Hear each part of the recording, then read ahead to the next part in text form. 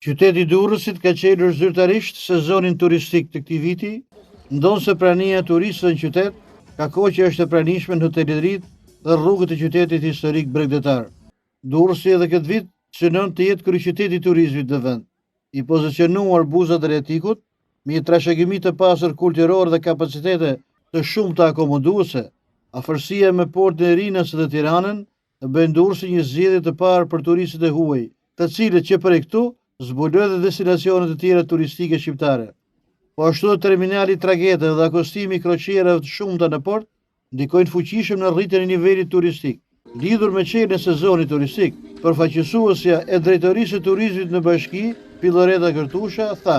Duke qenë se në Durrës flasim për një turizëm gjithvjetor, masat për sezonin turistik kanë filluar muaj më parë. Duke filluar me pastrimin e vijës bregdetare, dezinfektimin e shesheve publike, hapësirave publike, apo vend grumbullimit të mbetjeve, po kështu janë marrë masat për rritjen e frekuencës së evadimit të mbetjeve. Nga komunikimet që kemi dhe me operatorët turistik, tashmë jemi të lumtur që këtë vit të sezon turistik veror vinë më shumë se 300 struktura akomoduese, çka tregon edhe një herë kapacitetin e madh akomodues që qyteti i Durrësit ka. Gjithashtu këtë vit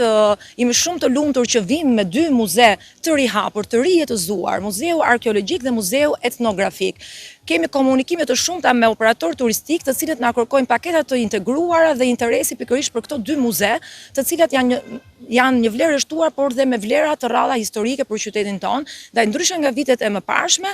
vim me site arkeologjike apo me një trashëgimi kulturore, akoma dhe më të pasur dhe në dispozicion të gjithë turistëve vendaze të huaj. Çelja e sezonit turistik është shoqëruar me një sër aktivitetesh artistiko-kulturore si dhe sportive.